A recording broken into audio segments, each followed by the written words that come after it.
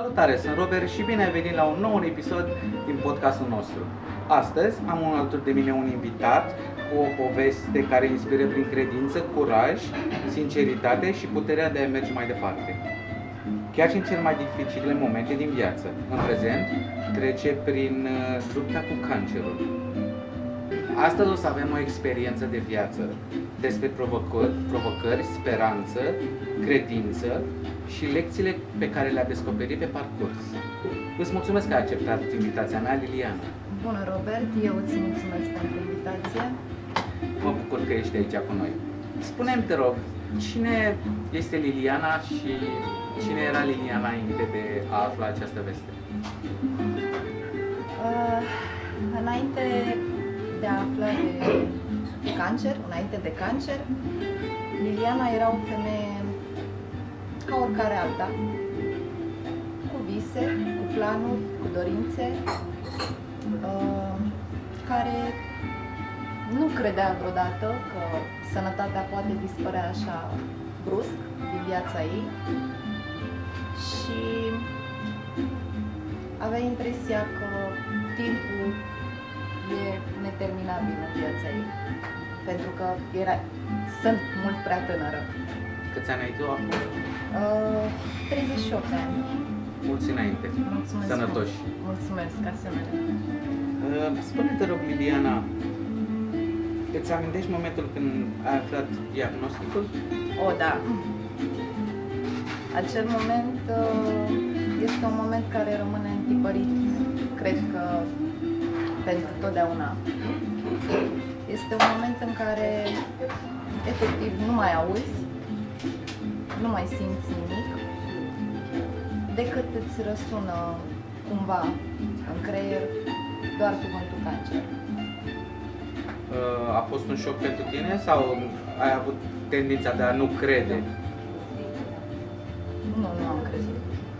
Și nu cred nici în ziua de azi, dacă mă întreb pe mine. Sau nu accept, nu știu dacă mă exprim corect. Liliana, spune-mi, te rog, când ai aflat tu vestea cu diagnosticul? În 2023. Ai fost diagnosticată în România sau aici în UK? În UK. În UK am. Și cum ai aflat vestea? Cum s-a întâmplat? Deci, în 2023 am făcut câteva analize de rutină, iar acolo am descoperit că ceva este în neregulă, iar medicii au decis să merg mai departe cu investigațiile. Mai precis am făcut testul HPV și acolo au ieșit tulpinile 16-18, unele dintre cele mai rele tulpini, ca să le spun așa, cu risc înalt de cancer. Și doctorii mi-au propus să fac colposcopie, biopsie, PET-CT, CT, RMN. Am făcut tot felul de investigații până a ajunge la acest diagnostic. Între timp am dat o fugă și în România să mă asigur că nu se greșește aici și din păcate și acolo analizele arătau foarte rău. Ești un pic sceptică în ceea ce privește medicina din Anglia? Am fost, la început am fost, pentru că nu cunoșteam, n-am avut de-a face până atunci cu medicii din Anglia și cumva, e chestia asta, că nu ești a lor. Și am decis să merg totuși în România, să cer o a doua părere și, într-adevăr, analizele nu arătau deloc bine. Medicii din România m-au îndrumat, știind că eu locuiesc în UK, m-au îndrumat să merg mai departe cu investigațiile, cu colposcopia, cu biopsia, PET-CT-ul, CT-ul, RMN-ul, ceea ce am și făcut. Scuze că mă te întreb, le-ai făcut tot în România în momentul când ai fost pentru alte? Nu. Toate le-am făcut aici în UK. Și în urma rezultatelor am fost chemată de către medicul oncolog de aici din UK să-mi dea vestea că, într-adevăr, am cancer. Ce fel de cancer este? Cancer de col uterin, iar stadiul în care a fost descoperit era un stadiu destul de avansat, stadiul 3C. Înțeles. Au fost costuri mari în ceea ce privește toate aceste controale aici în UK? Nu. Aici în UK nu am plătit absolut nici măcar un pic. Totul a fost gratuit. Din fericire. Iar în momentul când ai fost în țară, toate au fost compensate de către Casa de Sănătate sau au trebuit să plătești ceva? Într-adevăr, când am mers în țară, a trebuit să plătesc eu. Când ai aflat vestea de la doctorul din UK, doctorul ți-a dat un tratament anume? Mi-a sugerat să facem operația de histerectomie radicală, ceea ce am și făcut. După care să fac 28 de ședințe de chimioterapie, 30 de radioterapie și 2 de brahiterapie. Au avut un efect benefic pentru tine toate aceste tratamente? Nu știu să-ți spun sincer, pentru că la o diferență de un an cancerul a recidivat. Ceea ce mă duce cu gândul că nu prea și-au făcut treaba în viața mea aceste tratamente și au fost destul de agresive, ca să le spun așa. Dar totuși eu îi mulțumesc lui Dumnezeu că am rezistat să le duc până la capăt și cred că cumva poate n-au ajutat la intensitatea la care m-aș fi așteptat eu să mă vindec, dar cumva cred că mi-a prelungit viața. Doctorii și-au dat foarte mult interes aici în UK în ceea ce privește cazul tău? Sincer, la început, da, chiar am simțit că își dau interesul și fac tot ce pot și ce le stă în putință ca eu să fiu bine. Chiar am simțit treaba asta, adică în prima fază, da. După ce te-ai operat, recuperarea a fost oarecum ușoară sau a fost foarte puternică, cu dureri și așa mai departe? Au existat dureri, dar nu pot să spun că a fost o recuperare grea, pentru că eu la diferență de 2 săptămâni deja eram în picioare. Oh, super! Presupun că și credința ta și pozitivitatea ta te-au făcut să mergi mai departe, să lupți cu tot ceea ce s-a întâmplat. Da. Fără credință nu cred că aș fi fost astăzi aici. În primul rând, credința este cea care m-a ținut și mă ține și la ora actuală în picioare. Pozitivitatea și optimismul meu și refuzul de a accepta acest diagnostic. Chiar și după toate prin câte am trecut și trec, refuz să cred că acest diagnostic mă definește pe mine ca om. Ai apucat să-mi spui că după un an de zile boala a recidivat. Da. Cum ai aflat din nou? Prin control sau... Au început niște dureri foarte puternice în zona lombară, iar eu am mers la medicii de aici și le-am spus că ceva este în neregulă, simt că ceva este în neregulă în corpul meu, dar din păcate am fost tratată cu antidepresive. Mi s-a spus că mai mult ca sigur am o depresie din cauza tratamentului agresiv prin care am trecut și este totul doar în capul meu. Aproape timp de un an de zile m-am tot rugat de ei să-mi facă investigații imagistice și mi-au refuzat acest drept. Și atunci am decis să merg în România pe cont propriu. Ai idee de ce ți-au refuzat toate aceste rugăminți ale tale? Ei au considerat că eu sunt bine, au considerat că am o anxietate, o depresie și ăsta a fost motivul lor. Dar tu ai avut așa ceva după operațiile și după... Nu, chiar nu consider că am fost. Au fost momente în care mă bineînțeles, simțeam îmi imaginez. depresivă dar nu dura, adică nu eram într-o Nu a permanentă fost o depresie. depresie sau anxietate severă, Nu, cum nu. se întâmplă de obicei Nu. la alte cazuri. Și ai decis să te duci în țară? Da, am decis să plec în România, iar acolo am făcut din nou un set de analize, am făcut investigații magistice, mai concret CT-ul cu substanță de contrast și, din păcate, am fost anunțată că boala a recidivat și a recidivat pe vasele de sânge milimetric de venele renale. Iar medicii din România mi-au spus că singura mea șansă la viață ar fi o operație cu robotul Da Vinci. Dar nici acolo nu mi se dau șanse de 100% reușită, la modul că voi ieși vie de pe masa operației, pentru că tumoarea se afla pe vasele de sânge. Iar operația era destul de riscantă, dar era singura șansă mea. Între timp, medicii au încercat cumva să micșoreze tumoarea și atunci m-au băgat din nou pe un tratament oncologic, de data aceasta pe imunoterapie și chimioterapie. Dar a fost o chimioterapie foarte agresivă, cu 2 substanțe diferite. Imunoterapia de asemenea avea și ea 2 substanțe diferite.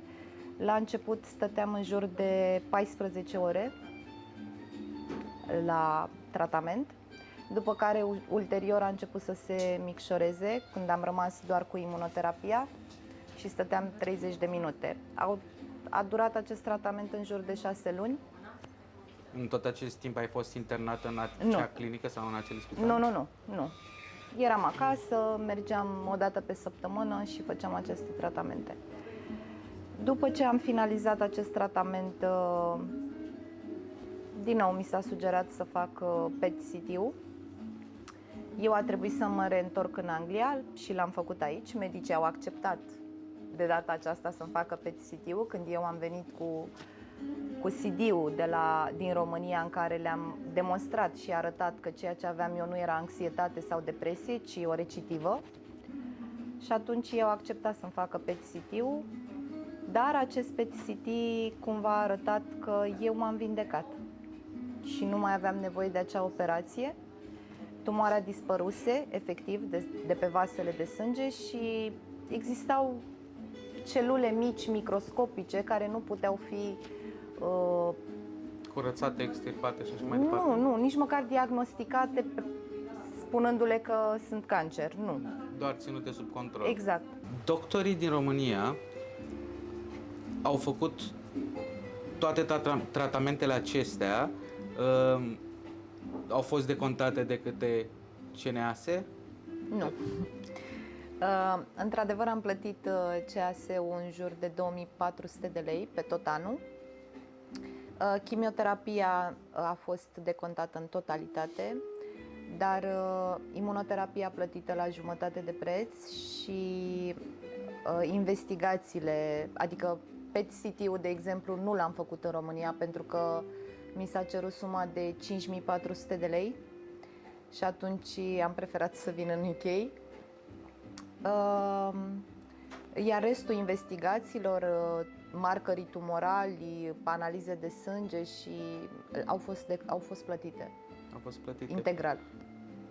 Costul a fost atât de mare încât presupun nu s-a meritat să rămâi în țară, să le poți face și așa mai departe. Nu. Dar când te-ai întors în UK, cei din UK au reușit să ți le pot face gratuit toate analizele? A doua oară după ce ai recidivat? În UK, da, de fiecare dată am beneficiat de aceste analize să fie gratuite, doar că aici avem o problemă cu timpul. Ce impact financiar a avut sau are această boală pentru tine? Dacă mă întrebi pentru UK, peste tot. Pentru UK nu este un impact financiar, deoarece chiar am fost ajutată, dar în România, din păcate, tot timpul trebuie să fii pregătit. Și cum te-ai descurcat? Cu ajutorul oamenilor. Am primit donații în acea perioadă pentru operația care trebuia să o fac cu robotul Da Vinci. Din fericire nu am mai făcut acea operație, dar banii au fost folosiți pentru a face aceste drumuri România-Anglia, pentru toate investigațiile făcute în România, pentru tratamentul din România. Am văzut pe platformele de social media că s-a făcut o campanie pentru tine. Te-a ajutat foarte mult chestia asta, TikTok-ul, Foarte cazul mult. tău? Extrem de mult. Oamenii au fost foarte empatici, au empatizat foarte tare cu cazul meu și da, chiar am fost ajutată foarte mult. Care a fost cel mai greu moment din această luptă pentru tine? Cel mai greu moment a fost momentul în care medicii mi-au spus că boala a recidivat din nou pentru a doua oară, dar de această dată, din păcate, nu se mai poate face nimic în privința mea, deoarece cancerul nu mai este vindecabil și nici operabil. Și singura mea șansă, posibilitate de a-mi prelungi cumva viața este tratamentul de paliative și 10 ședințe de radioterapie. Acela a fost cel mai greu moment, momentul în care efectiv auzi că nu mai există nicio șansă. Dar chiar și atunci eu nu am acceptat. Tratamentul de paliative l-ai luat constant? Am acceptat tratamentul de paliative pentru modul în care medicii s-au exprimat și mi l-au descris ca fiind necesar în viața mea pentru îmbunătățirea calității vieții și gestionarea durerii. Iar eu nu l-am luat ca pe un lucru grav, deoarece în mintea mea cumva suna bine. Dar nici de cum nu ar fi avut un efect pentru a vindeca. Nu. Nu. Sub nicio formă. Doar radioterapia mi s-a spus că poate micșora tumoarea și atunci cumva durerea nu va mai fi atât de gravă, atât de mare, prin simplu fapt că îmi eliberează venele și vasele de sânge. Țin să precizez că și de această dată cancerul a recidivat pe vasele de sânge și pe venele principale. Cât timp ai luat acest tratament? L-am luat timp de o lună de zile. O lună de zile în care efectiv pot spune că am fost cu un picior în groapă. În mai puțin de 4 săptămâni am slăbit 16 kg. Nu mai puteam mânca, nu mai puteam bea nici măcar apă, nu mai puteam coordona mișcările, efectiv nu mai puteam sta în picioare, mă stingeam pe zi ce trece. Au început să se nască cumva semne de întrebare, ce se întâmplă, de ce se întâmplă asta. Și atunci momentul decisiv pentru mine să îmi pot da seama de fapt ce înseamnă acest tratament paliativ a fost în ziua în care am fost chemată de către medicul de familie pentru a semna un contract că eu accept resuscitarea. Wow! Da. Și atunci am întrebat de ce aș semna un astfel de contract sau de ce aveți această teamă că aș avea nevoie de resuscitare. Și mi-a spus în urma faptului că urmați acest tratament de paliative. Și am spus ok, dar tratamentul de paliative este pentru gestionarea durerii și calitatea vieții. Da, dar poate provoca cumva și oprirea inimii. Dar în momentul când ți-au recomandat acest tratament, nu ți-au spus și Nu. efectele negative ale tratamentului? Ba da, mi-a spus o parte din efectele negative, dar acelea se rezumau la faptul că vei dormi mai mult, vei fi cumva depresivă sau mult prea liniștită. Tu ai făcut vreun research în ceea ce privește ceea ce conțin După această pastilele?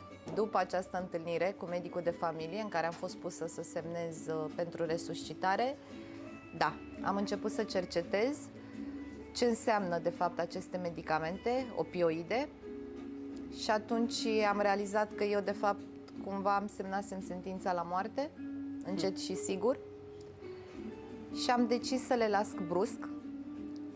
Recunosc, fără ajutorul medicilor, nu recomand sub nicio formă, pentru că pot provoca sevraje foarte grave, dar eu am făcut-o cu orice risc, pentru că mi-am dorit să trăiesc.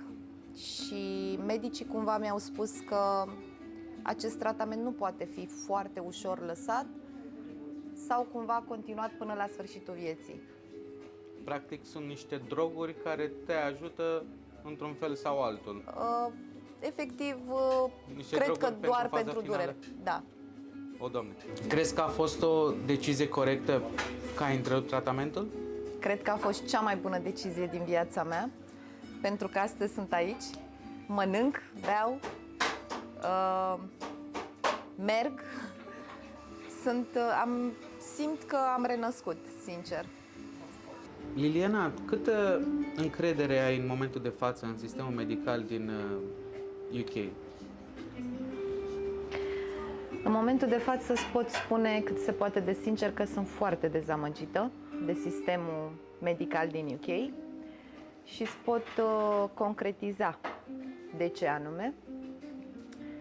După ce am lăsat acest tratament de paliative, mi-am revenit, am fost chemată de către medicul oncolog să stăm de vorbă. Spre uimirea mea a fost un pic șocat văzându-mă că sunt în picioare și s-a uitat așa la mine din cap până în picioare și mi-a zis: wow, Liliana, dar arăți foarte bine. Am făcut și eu o glumă spunându-i: bineînțeles, domnul doctor, datorită tratamentului de paliative arăt acum așa. A lăsat capul în jos. Am mers în cabinet și mi-a spus că m-a întrebat dacă sunt cumva de acord să se facă un experiment medical pe mine. Cobai. Exact. Am zâmbit și am spus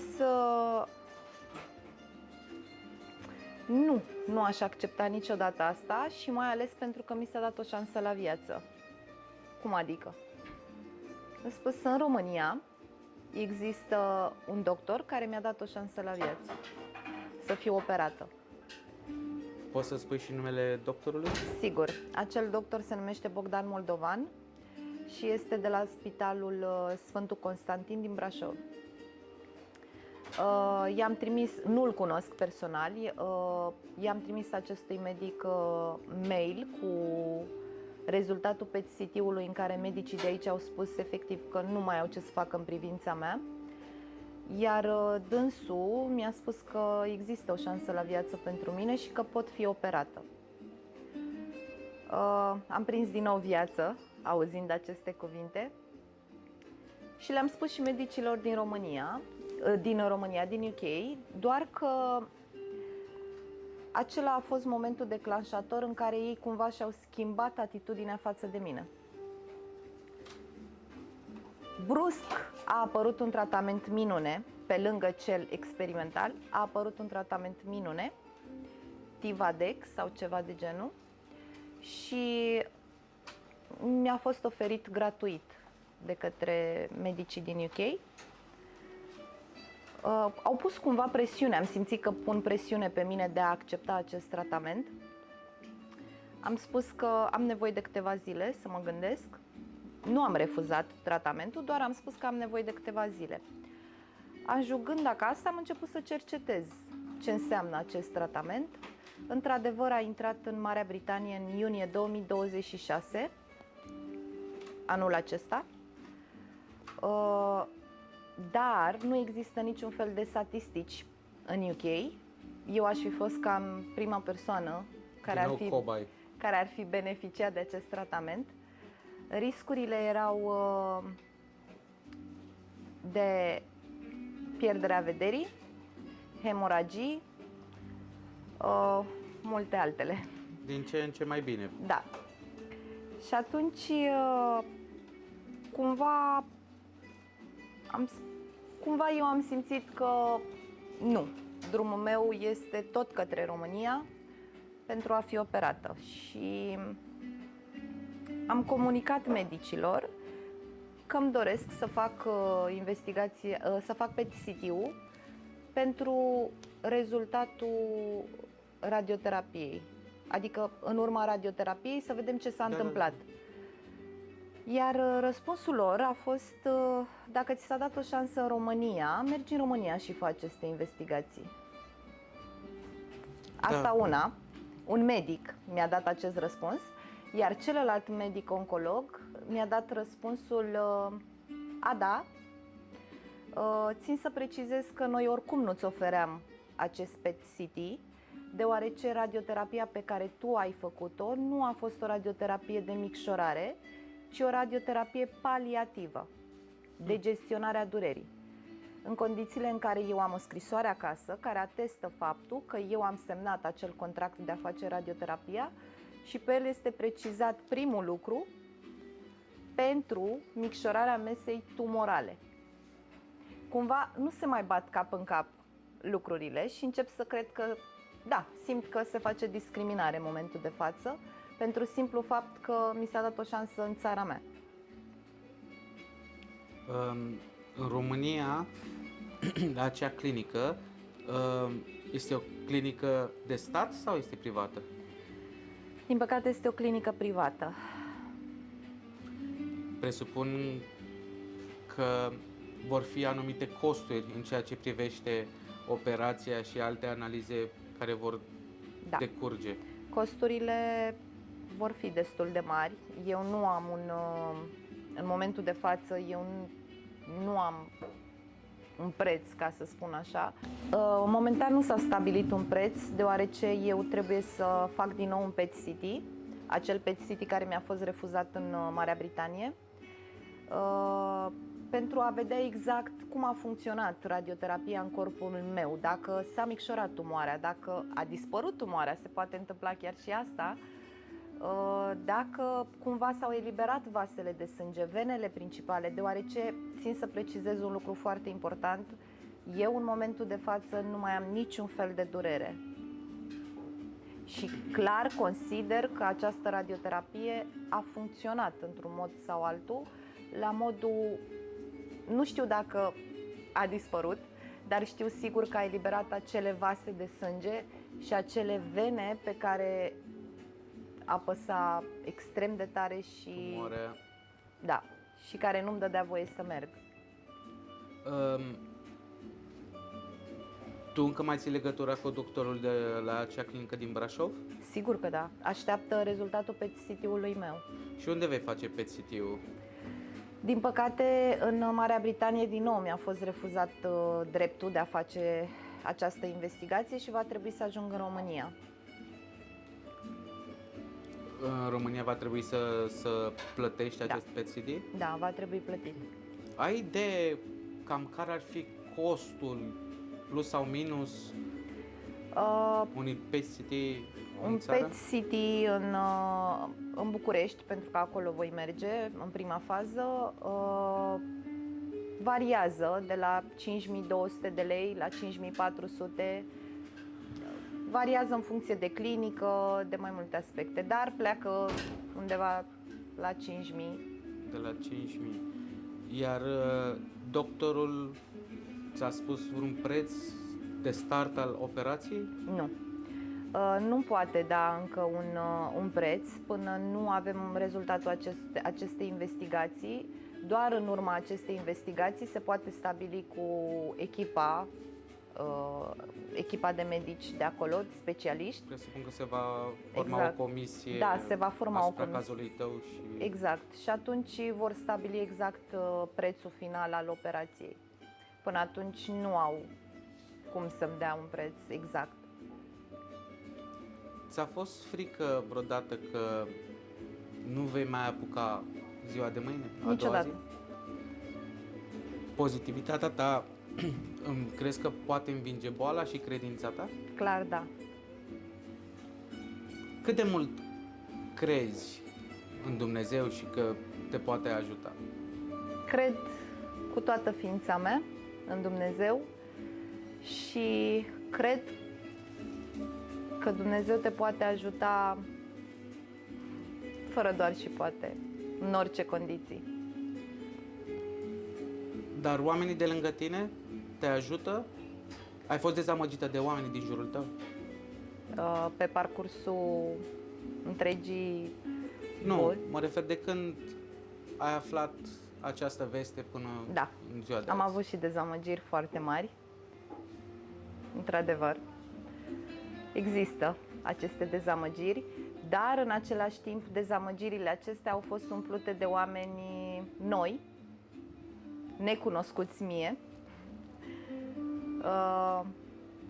cărora țin să le mulțumesc pentru că mă sprijină încă din 2023, atât cu rugăciuni, cu energie bună, cu tot ce pot.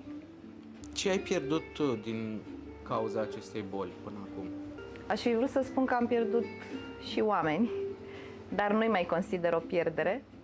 Din contră, consider un câștig pentru mine faptul că acești oameni au eliberat cumva spațiu din viața mea și au făcut loc altora care chiar merită acest loc în viața mea. Am pierdut vise, planuri. Care este următorul pas pe care tu trebuie să-l faci acum, în momentul de față? Trebuie să faci analiza? Următorul pas este investigația imagistică, PET-CT sau CT cu contrast, care va fi trimis medicului din Brașov, iar dânsul va face acea comisie din nou pentru a putea vedea exact ce este de făcut în cazul tău. Exact, da. Când crezi că vei putea vorbi cu el pentru o consultație face-to-face, mă refer? Preconizez că în luna august, undeva pe la jumătatea lunii. Liliana, spune-mi, te rog, cum te pot ajuta oamenii?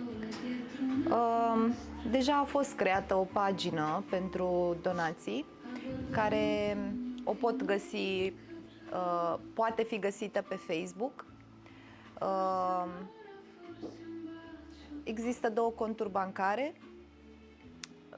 care de asemenea sunt postate pe pagina mea de Facebook, pe pagina mea de TikTok și de asemenea povestea mea poate fi găsită în întregime pe pagina de Facebook și pagina de TikTok. Pagina mea de Facebook se numește Liliana Sinep, TikTok-ul de asemenea cu același nume, Liliana Sinep. Dacă ai avea un minut să vorbești cu cei care ne urmăresc, ce le-ai spune? Să nu amânați controalele medicale, să nu presupuneți niciodată că atâta timp cât un om zâmbește, în spatele lui nu se dă o bătălie, să nu vă pierdeți credința. Aș vrea doar să vă rog să nu mă priviți cu milă. Eu nu vreau decât, îmi doresc doar să lupt, îmi doresc să trăiesc, să petrec momente cât mai unice și frumoase alături de toți cei dragi sufletului meu.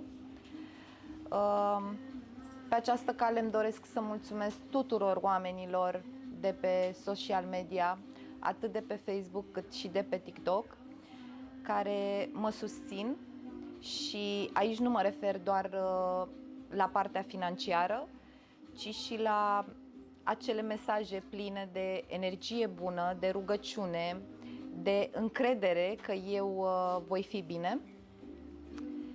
Aceștia sunt oamenii de care eu am nevoie în viața mea, oameni pozitivi, oameni optimiști, oameni care cred în mine cu adevărat. Da, foarte emoționant. Liliana, când o să vii peste 10 ani la podcastul nostru, ce mi-ai spune? Aș zâmbi și ți-aș spune că am meritat fiecare lacrimă, fiecare luptă pe care am dus-o. Am meritat absolut tot ca eu să ajung din nou aici. Mă bucur și îți mulțumesc mult de tot că ai Și fost eu îți astăzi mulțumesc. alături de noi și sper din tot sufletul ca această zi să fie una memorabilă pentru tine și că te putem ajuta într-un fel sau altul. Cu siguranță va fi una memorabilă și eu îți mulțumesc pentru această invitație și pentru această oportunitate de a mă putea exprima liber în fața oamenilor și am putea spune povestea. Mă bucur că ai fost tu și că poți să zâmbești, că ai puterea să zâmbești. Ador pozitivitatea ta și sper ca toți oamenii să înțeleagă că viața este foarte importantă. În special mult de tot. sănătatea. Și Mulțumesc sănătatea. mult de tot și eu. Astăzi vreau să mulțumesc, nu în ultimul rând, The Sunny Tartar by Nicole, care ne-a oferit și ne-a găzduit această locație pentru a putea duce mai departe acest podcast. Mulțumesc Brănescu Dan Fotografii și Smile Factory Events. Pe mai târziu. De asemenea, veți putea găsi și în bio și conturile și linkurile de la paginile Lilianei, unde, acolo de asemenea, cum am spus, veți putea citi și povestea ei. Share, like și subscribe. Thank you!